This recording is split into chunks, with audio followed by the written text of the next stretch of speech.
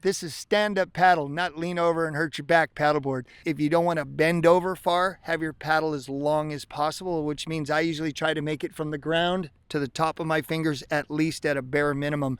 I paddle just to go out and relax and enjoy, but I also get a workout, which is great. So I'm doing something I love. Find somewhere that's controlled environment. You don't want to go out at some major surf break and get pummeled by the waves. You want to have still water, light winds, which is usually a harbor or a lake. Sometimes the lakes can get windy. Start on your knees or start on your butt.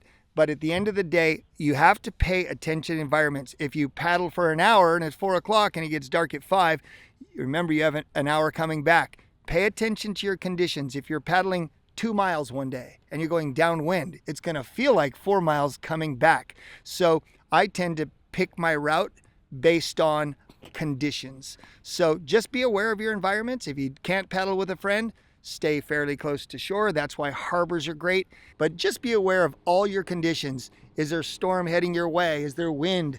Other safety issues, make sure you've got a form-fitted life jacket. If you fall in, there is some comfort. I don't care how good you can swim, of just being able to float right next to your board and think, I just got wet, but that's it. Doesn't matter. Nobody got hurt.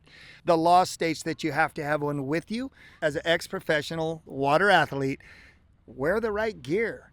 In the old days, we had these really tight short sleeve rash guards or t-shirts or a wetsuit. Nowadays, they make the lightweight hoodies, water repellent. I absolutely love to paddle in these. Out on these boards, whether you're a lake or river, remember, take care of your skin, sunblock, bring water. You've got places to put layers of clothing. You can put a hoodie, you don't have to wear it. If it gets to the point that you want to put it on, shove it on the front of the board. I personally keep a cooler on the front of my board, and I'm going to leave it at that. Pick up your board today, atollboards.com. Tell them Bobby sent you.